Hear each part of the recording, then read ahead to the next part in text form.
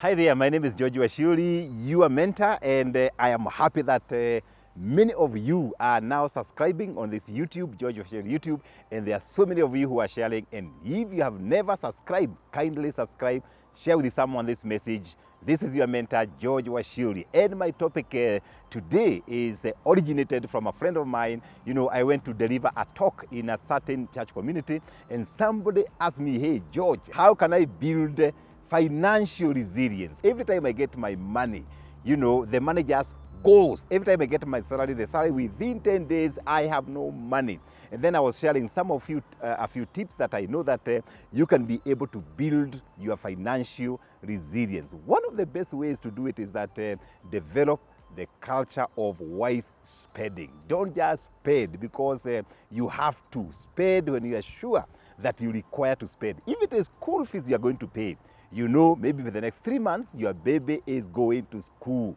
You can start saving in anticipation to spending for school fees. Another thing you can also do, second thing is that develop, you know, serious culture of savings, whether it is 10%, whether it is 12%, that any amount of money you get, save something. They say the worst case scenario is saving 10%. And by the way, never save after you have spent. You have to save before you spend, because if you earn 20,000, for example, that money will never be enough. But if you deduct 10% of that money, you deduct 10% and then you have disposable income of the balance, definitely that money will fit into your spending.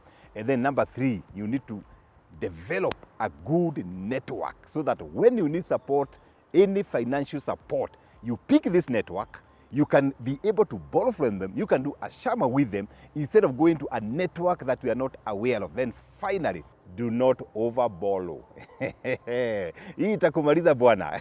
Don't overborrow. You know, just spend within your means. And the reason why people overborrow is because they compare themselves with others. You say, hey, so and so is driving this particular car. And you say, hey, I'll run quickly and now outshine this particular person.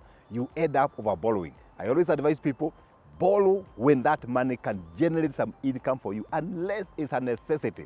You know, it's a necessity. Those who are living in the US, of course, you know you cannot survive without a car. Those who are in Kenya, you know that maybe your career, you go early and leave very late, maybe in a car, but only borrow when it is very necessary. Avoid over borrowing. And I wish you all the very best. Keep it here. George Washuri, your mentor. And I'm here to sharpen you, to shape you up, to be a better person. Your mentor, George Washuri. God bless.